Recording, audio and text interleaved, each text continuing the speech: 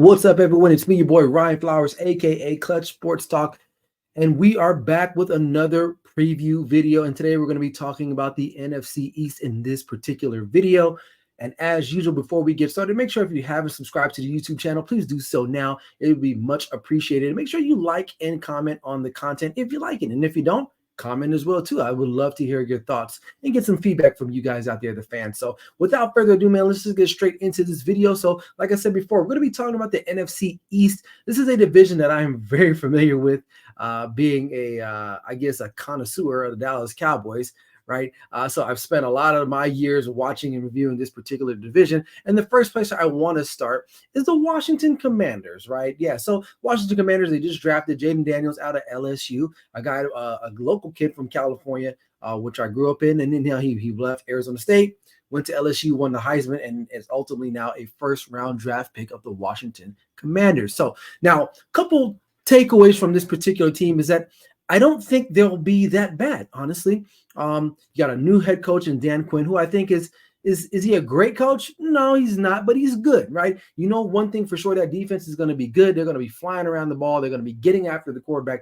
That's for certain, because one thing the Commanders have always had was a pretty decent pass rush or a decent front seven, which they still kind of do, right? You know, they've let some players go, but they still, for the most part, have a very formidable pass rush and front seven, right? And so, but the focus really is on the offense. Jalen Daniels is going to be the starting quarterback for this team. And what does that mean for this club? Well, a couple of things. Number one, like any rookie quarterbacks, you got to pay attention to is the turnovers early. Will he be able to manage and mitigate and minimize his turnovers, right? So as far as weapons that he has, really his best weapon is going to be Terry McLaurin, right? And so they just traded away a receiver to the Philadelphia Eagles and Dotson, who was a pretty good target that I could foresee him being good for Jalen Daniels. But however, he's no longer on the team. So really you only got Terry McLaurin left, right? You still got Brian Robinson Jr. in the backfield, who was a pretty good, solid running back as well. Offensive line is okay. It's probably about a mid-level type offensive line.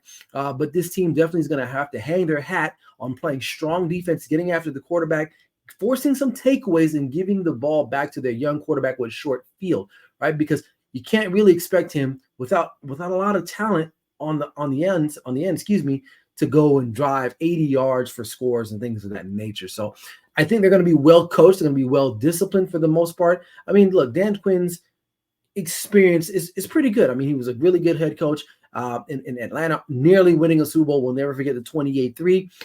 But then he went over to Dallas for the last couple of years and has really done a fantastic job with that particular defense. Hence, that's why he's got the job in Washington now. So again, to sum it all up, really, Jalen Daniels is a young quarterback, and there's going to be some growing pains. And so if you're a fan of this particular team, you can somewhat feel optimistic in the fact that you have a young quarterback that may bring some dynamic athleticism to the game, because really the Commanders have not had a good quarterback in quite some time. The last really good quarterback was arguably RG3, and he really didn't last that long due to injuries, unfortunately. But they haven't had a solid quarterback play in quite some time. So if you're a Commanders fan, you're hoping that Jalen Daniels can be a breath of fresh air, especially in the quarterback room and on the field and taking those snaps under center. So we'll have to wait and see. That's my phrase. We'll have to wait and see what happens to Jalen Daniels and the Washington Commanders in 2024. Okay. So let's talk about the Philadelphia Eagles. Now, this team on paper is loaded with talent across the board. Offense, some on the defense, but a little older on the defense. But I will say on the offensive side of things, for sure, right? Now, you replace your offensive coordinator, you replace your defensive coordinator. Now, your head coach is still there, but he might be on the hot seat. Now, last year, the season did not turn out well for them. Now, it started off hot and heavy. They jumped out to a 6-0 record, and then just kind of faltered and stumbled their way into the playoffs, where they got demolished by the Tampa Bay Buccaneers. Now, Jalen Hurts did not look good, particularly towards the end of the season. Now, a lot of that could have just been offensive play calling, could have been some injuries, it could have been the head coach. But nonetheless, with this new revamping offense, especially their coaching staff, and adding some key pieces here and there, they went ahead and got Saquon Barkley, who a lot of people are lauding over that because they want to run the ball still, right? And why not go get Saquon Barkley? The only factor is that will he be able to stay healthy? And that's kind of always been his thing since he's been in the National Football League. But nonetheless, Jalen Hurts is definitely going to have to take a step up because he was given a lot of praise not that long ago. This team was really close to winning a Super Bowl against the Kansas City Chiefs. Jalen Hurts was in talks of being the MVP of that season. And then the next year, they followed up with a stinker, right? I mean, it was funny because they didn't start off that way. They started off 6-0. They were hot, and just things just kind of fell by the wayside. And now Nick Sirianni is currently now, I think, in a proverbial hot seat for his coaching life, right? So the Eagles, to me, are still a strong team if they can figure it out, in-house, get some things in order. I know there's somewhat of a rift between Jalen Hurts and Nick Sirianni from what I've read, and that's a problem too, because if you watched my NFC West video, I talked about the Rams and the relationship between Sean McVay and Matthew Stafford. That accounts for something, and if your quarterback does not believe in the head coach or vice versa, that's going to be a problem. Like I said before at the top of this segment, the Eagles are definitely a strong team, very potent. They can score. They got A.J. Brown. They got Devontae Smith. They added Saquon. They traded for the kid from Washington. They have talent. Dallas Goedert. They got talent all over the place, especially on the offensive side. But another key factor, too, is that they're going to be missing Jason Kelce, their long-standing center, who is probably going to be a first-time ballot Hall of Famer. He will no longer be there. He retired this past offseason, and that's something we're going to have to be on the lookout for. So, the Philadelphia Eagles, they will probably be flying high again at some point this season. We'll see if they can sustain it this year instead of just kind of faltering at the end like they did this past season, okay? Now, let's head over to the New York Giants, right? So they were featured on the Hard Knocks offseason version of it. And a couple takeaways from that is that, first of all, I thought it was pretty cool to kind of see the day in the life of front office management during the offseason, especially going through the draft, free agency. It was kind of cool to kind of see that. We always hear about these types of things, and we got to see what it's like, these conversations when you're talking about re-signing a player. And in this particular case, Saquon Barkley, right? Of course, the Giants would have wanted to keep him, right? But they looked at it from a financial standpoint and said, you know what, we want to keep him, but is he worth the amount of money that he's going to be garnering, right?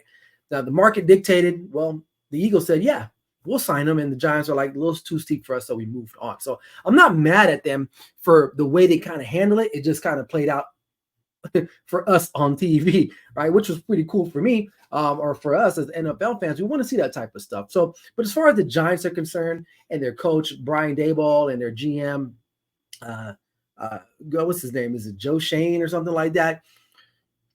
I think they tried their best. I think their offensive line is going to be a little bit better, right? Their defensive front seven is going to be really good. They traded for Spider-Man, or AKA Brian Burns from the Carolina Panthers. He still got Kayvon Thibodeau. They still have Dexter Lawrence there. So that front four is going to be really, really solid. Middle linebackers, corners, not so much. They lost Xavier McKinney. I believe he went to the Packers. So, they couldn't really replace those guys. And then they go ahead and draft Malik Nabers, who I'll get into in just a second too. But the biggest question is the quarterback play. It always boils down to the quarterback play. And Daniel Jones, is he the guy? I think by now we kind of know he isn't, but he's being paid like he is the guy. And that's the problem with sometimes these contracts, is that these quarterbacks, they get a lot of money and they don't ever live up to the expectation unless you're like a Patrick Mahomes or even Tom Brady, who are not even considered on the high end of quarterbacks as far as their pay is concerned, right? So they have a problem, and it's Daniel Jones. And then you go and draft a rookie wide receiver out of LSU, who by all accounts, I feel like probably one of the most athletic guys coming out of college from a wide receiver standpoint. But I don't know, something about him, I feel like he might be a little toxic. And I didn't really watch a lot of LSU football. I'll be honest with you. I'm just going off of my gut feeling. And I could be wrong, right? If you watch the Hard Knocks offseason, Brian Daboll was like, I like guys that are fire. I like guys that got that dog. And like this dog thing, it's very subjective, because you don't always necessarily have to be this outgoing, flamboyant type of in-your-face dog mentality. You got guys in the league for years like a Larry Fitzgerald, very quiet, very reserved, but you can't tell me Larry Fitzgerald was not a dog, right? And you look in this particular draft at Rome Odunze. I mean, unlike Neighbors, he's not that in-your-face, very quiet, very subtle. I think he's a good wide receiver in his own right. So I'm not saying that being a dog the way Neighbors is necessarily a negative thing, but I can kind of see that blowing up in their face too, especially if Daniel Jones is not performing at a high level. And I know they went out and they signed Drew Lock. as a backup. But really, this team probably needed a quarterback more so than anything. But where they were picking, they weren't really in that position to maybe trade up to get one of the quarterbacks. Because we saw their GM Joe Shane try to maybe manipulate or try to maneuver some type of trade to maybe come up and get a quarterback, but they ended up settling on Malik Neighbors, who by all accounts, like I said, I think is a fine, fantastic wide receiver, a very good athlete, but I don't know if he's going to be able to mentally stay intact all the time.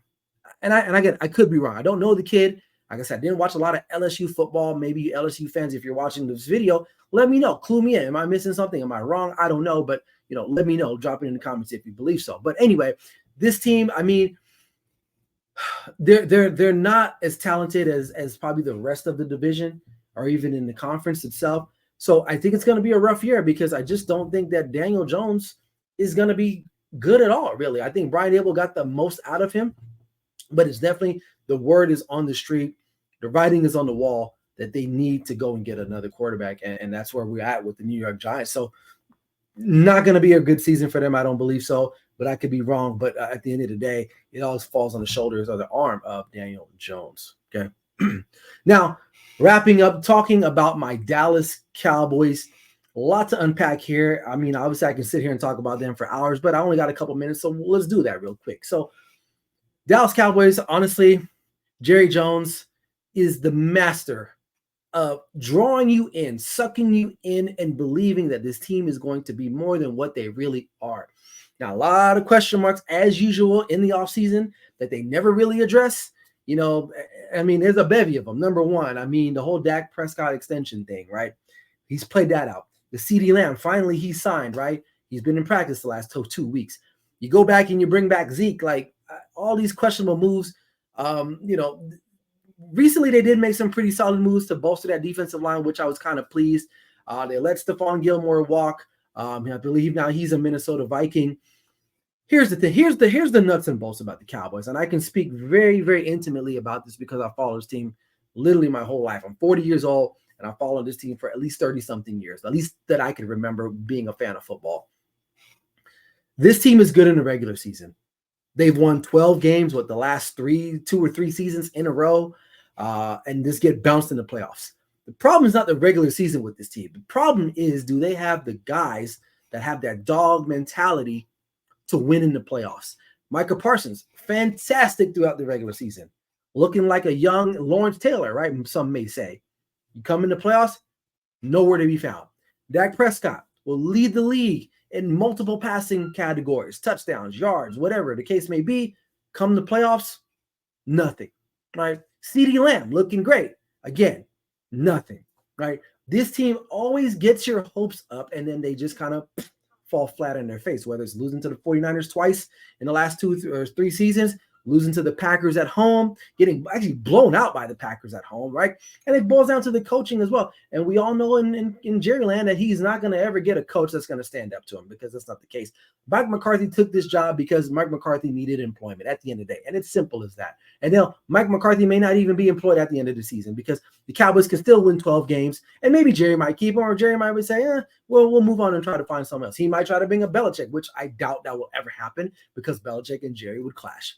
At the end of the day, this team is lacking, kind of like the Rams in a sense, where they're very light, or what's the word? They don't have depth. That's basically what I'm saying. They don't have enough depth, especially on offense. This team is one injury away from being just abysmal. If CeeDee Lamb goes down, who does Dak have to throw to? Brandon Cooks? Jalen Tolbert? Some unproven, I think his name is Ryan Fornery. I don't know, some guy. Like, this is who he has to throw to? And who's he handing the ball off to? Rico Dowdle, who I do like in spurts, right? But Zeke, then they signed Dalvin Cook. Come on. Like, there's no depth on this team. So, especially if CeeDee Lamb goes down, you got Jake Ferguson, but really, come on. Like, outside of the Kansas City Chiefs, who's winning with the quarterback and tight end duo? It doesn't really happen that often. Right. So again, this team has been their salary cap is strapped right now because of bad deals that they've had in the past. And they're going to have to pay Michael Parsons next year, who I like, but honestly, he's not winning us those big time games when we need him to win. So for me, as a Cowboys fan, I'm kind of fed up with all of this. Like, I'll support them, but I just know in the back of my mind that they may win 10, 11 games, but then just kind of get blown out and just be pushed out of the front door come playoff time. And that's just what it is. That's just what it is being a Cowboys fan for the last 30-something years. Like, they won – the last time they won a Super Bowl, I was like in the 5th grade. And now I'm a grown man. So there you have it. Nothing else to be said about that, right? So there you have it. Let's take a look at my NFC East predictions as we wrap up this video. At number 1, I got the Philadelphia Eagles winning this division. Listen, no one has repeated as champions in this division in like close to like 20-something years or over 20 years. So the Cowboys won it last year. So odds would tell you that they're not going to win it this year, right? So that's just using logic at this point, right? Now, I got the Cowboys finishing second. I still think they have enough talent. Dak Prescott is still a good quarterback, and they can get the job done in this particular division because, you know, they're just still slightly better. Not slightly better. I think they're better than the Washington Commanders. And come to speak of, the Washington Commanders are my 3rd best team. Jalen Daniels is going to be I think he's going to be really solid for this club. Dan Quinn, I really like as a head coach. He's going to bring some stability, and they're just going to have to maybe add some more weapons and some more talent around Jalen Daniels in the upcoming years. And then finally, I got the New York Giants finishing dead last. Daniel Jones just sucks, man. I mean, really. And you got Malik Neighbors, and then after that, who else? Like, that's it. I don't even know who else is another receiver on this team. Darius Slayton, is he still there? I don't think Shepard is there anymore. Darren Waller retired this past offseason. I know they drafted a kid from Penn State at tight end. Is he going to work out? Who knows? The defense is going to be the focal point of this team, but they're not going to be able to keep up with offenses. Their offense won't be. So I can see this team kind of maybe hanging around in some early games, right? Or earlier in the game, but by the second half, that defense is going to be gassed, and the other team is going to be down the field, scoring some touchdowns and just kind of widening the gap on this team. So there you have it. We got Eagles, Cowboys, Commanders, and the New York Giants to round out the NFC East. This is the last video breaking out all of the divisions in the National Football League.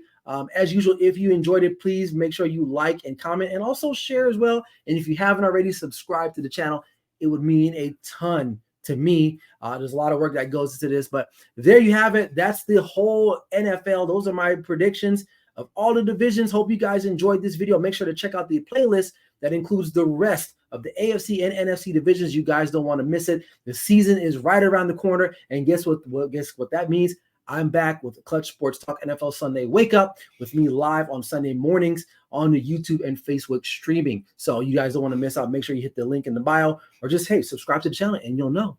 It's easy as that. So that's all I got. Appreciate you guys. This is your boy Clutch Sports Talk. Like I always say, never settle till the work is done. We'll see you guys later. Peace.